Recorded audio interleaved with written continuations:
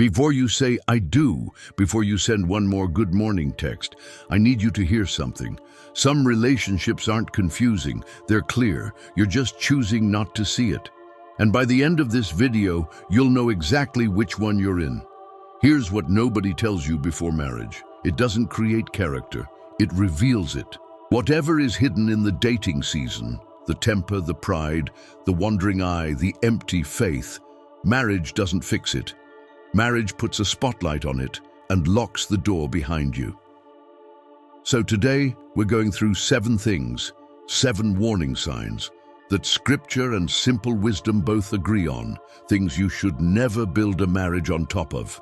Number 4 is the one most people ignore because it feels small. Number 7 is the one almost nobody warns you about because on the outside, it looks like the opposite of a red flag. It looks like devotion. Stay with me. This might be the most important 10 minutes you spend this year.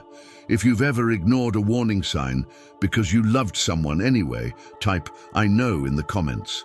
You're not alone. Things sure one. They make you choose between them and God. The first sign is simple, but it's the one that ruins everything after it. Someone who resents your relationship with God. Not someone who's still growing, not someone who has questions, someone who gets threatened by your faith, who mocks your prayer time, who rolls their eyes at church, who makes you feel guilty for choosing God over them, even for a moment. Amos 3:3 asks a simple question. Can 2 walk together except they be agreed? Not agreed on pizza toppings, agreed on direction, agreed on who's actually leading the marriage. Quick gut check. If the relationship ended tomorrow, would your faith be stronger or weaker than it was the day you met them? Sit with that for a second. Thing number 2, they can't control their anger. The second sign is anger without a lid on it. Not passion, not frustration. Everyone gets frustrated. I'm talking about someone whose anger scares you, someone who throws things, screams, slams doors, or goes cold and punishing for days. Proverbs 22:24-25 doesn't say help him. It says, don't even walk with a man given to anger, lest thou learn his ways. That word, learn, should stop you. Anger is contagious. You don't just marry a temper. Eventually you start speaking its language too. Comment. If you've seen this one before, you actually recognized it for what it was. Thing number 3, they refuse to carry weight. Third sign, someone allergic to responsibility.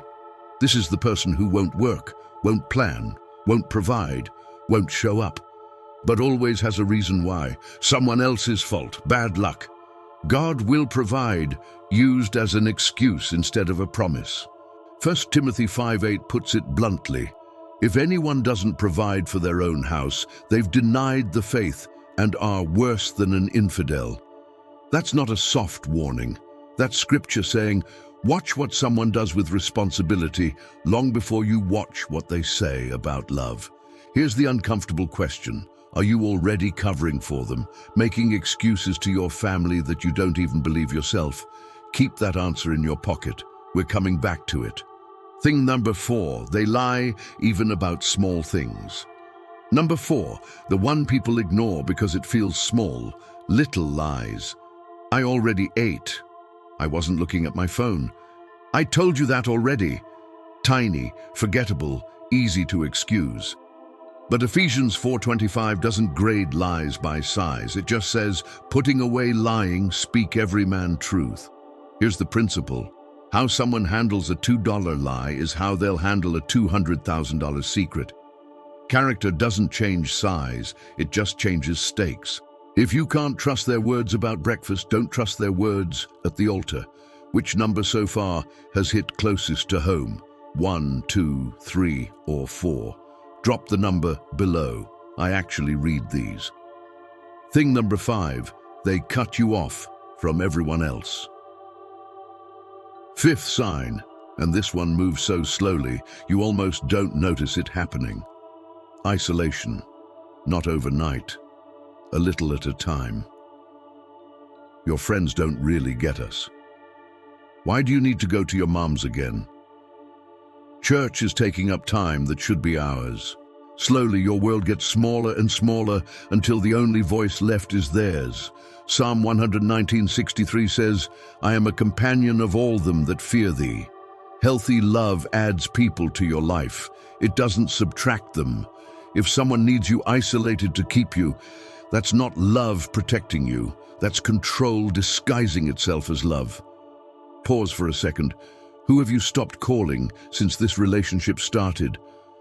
If a name came to mind immediately, that's worth sitting with. Thing number 6, they have no self-control. Sixth sign, no brakes. On spending, on temper, on appetite, on attention toward other people.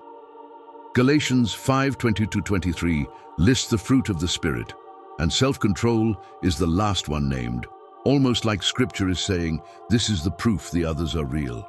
Love without self-control isn't love yet, it's just intensity. And intensity feels like passion in the beginning, but passion with no restraint eventually burns the thing it claimed to love. Ask yourself honestly, is this person building towards something or constantly cleaning up the wreckage of in the moment?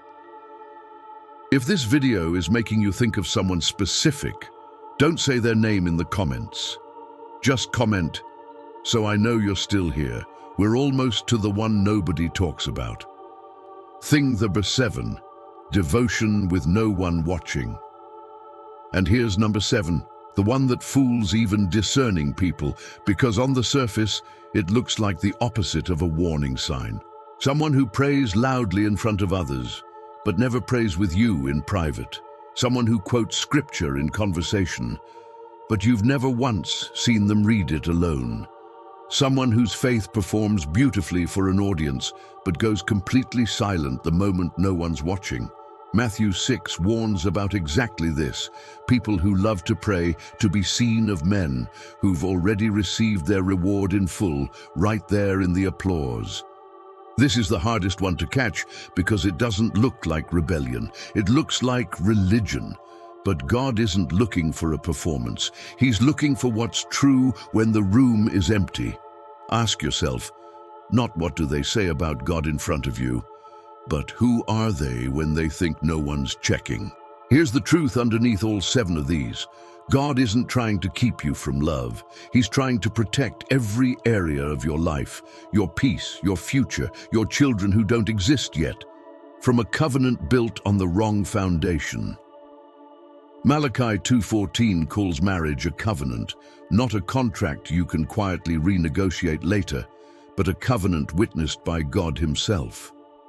You don't need someone perfect, nobody is, but you need someone whose direction matches yours, because 2 people walking toward 2 different destinations will eventually tear each other apart, no matter how much they loved each other at the start.